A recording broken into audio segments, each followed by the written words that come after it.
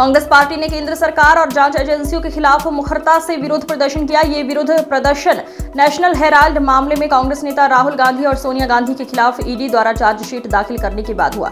देश भर में विरोध प्रदर्शन हुए, जिसमें कांग्रेस के कई प्रमुख नेता आगे दिखाई दिए। कांग्रेस नेताओं ने नेशनल हेराल्ड मामले में पार्टी नेताओं सोनिया गांधी और राहुल गांधी के खिलाफ प्रवर्तन निदेशालय ईडी को शिकायत की आलोचना करते हुए इस कदम को राजनीति से प्रेरित बताया, जिसका उद्देश्य प्रमुख राष्ट्रीय मुद्दों से जनता का ध्यान हटाना है। आक्रोशित है, कांग्रेस का कार्यकर्ता आक्रोशित है। एक 12 साल के फर्जी केस में आपको 365वें दिन याद आया चार्जशीट दायर करने के लिए। चार्जशीट में आपने मनी लॉन्ड्रिंग का केस लगाया है।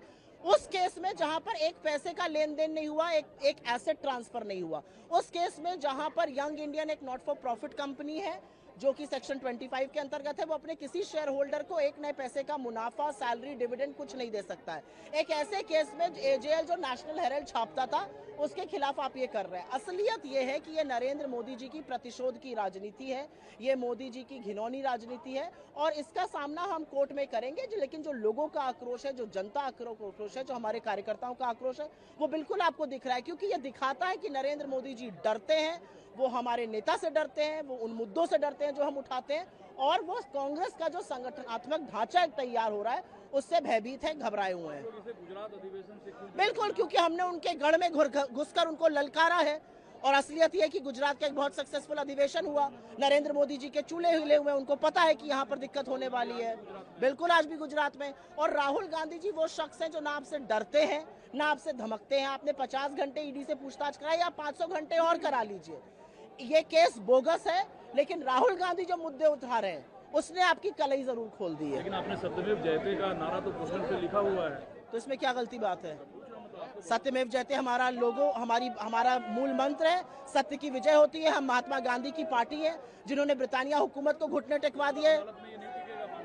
बिल्कुल नहीं टिकेगा। कैसे टिकेगा? बोगस मामला है, 365वें दिन तक इंतजार करना पड़ा। आपको लगता है ये मामला टिक सकता है अदालत में? उसमें कोई दम नहीं है। ये बिल्कुल पॉलिटिकली मोटिवेटेड केस है जिसको लंबे समय तक खींचा गया। हम लोगों को न्यायपालिका में पूरा भरोसा है, we will fight it out legally.